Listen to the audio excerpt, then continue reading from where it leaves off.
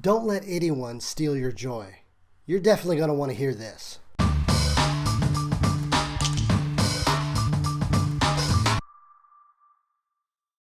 Hi, I'm David, and I want to help you go further on your faith journey. And if you'd like to travel with us verse by verse through the Bible, please consider subscribing. Hit the bell icon down below, and that'll let you know when all the new videos come out. My prayer for you is that you experience the kind of joy the Bible's talking about. This joy is unshakable.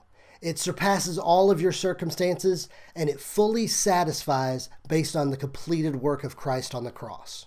Think about the unbelievable greatness of God.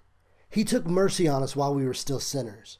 When we could not approach God, He came to us, and He paid the price for our sin. Then, as we're still reeling from this unbelievable forgiveness, He moves us from strangers to adopted sons and daughters.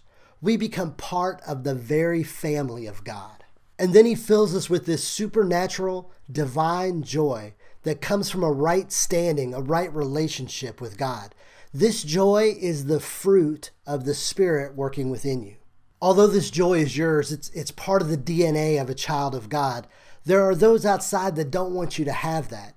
They would like to steal or diminish the joy that you have. In Philippians 3, Paul's going to talk about 3 types of people that want to take your joy away from you.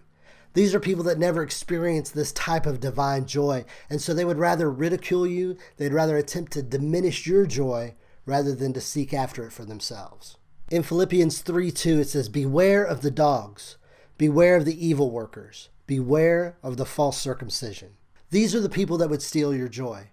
Paul has laid this amazing foundation in the first 2 chapters of Philippians, and then he continues in chapter 3, gives us the command to rejoice in the Lord.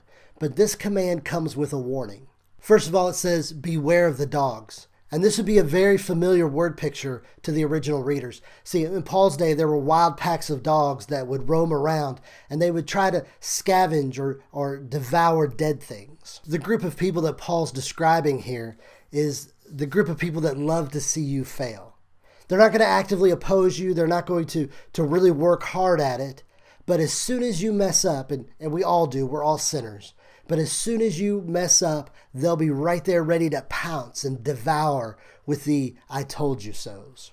Instead of embracing the God that could give them a lasting joy, what they do is they settle instead for ridiculing others and taking joy in the suffering of other people. The second group of people that Paul warns us about are the workers of evil. These are people that like to do bad things, and they will actively oppose you.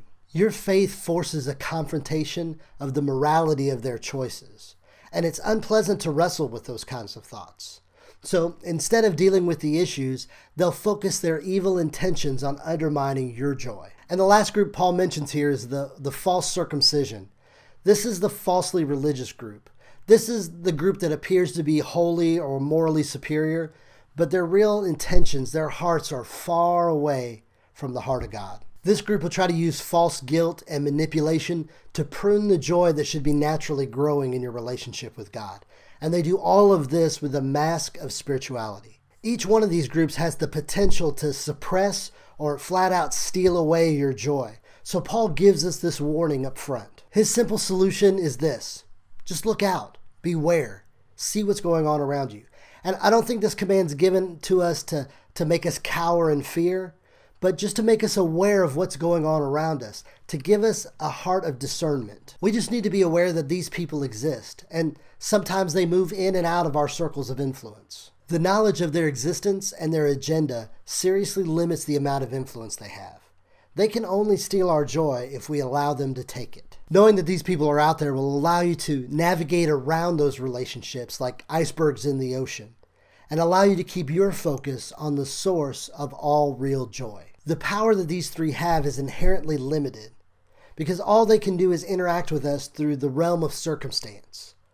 The joy that Paul talks about, the joy that the Bible describes, is independent of circumstance. It's independent of what happens in our life. This allows this kind of joy to thrive within us no matter what our circumstance. Whether we're on the mountaintop or in the valley, wherever we find ourselves, we can still have true joy that comes from our relationship with God. So hold on to your joy, and then pray consistently for those who don't have it.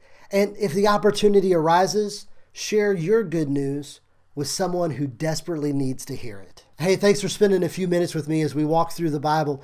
Make sure you take a minute and subscribe to the channel. Hit the bell icon down below, and that'll keep you up to date when all the new videos come out. And we will see you guys next time.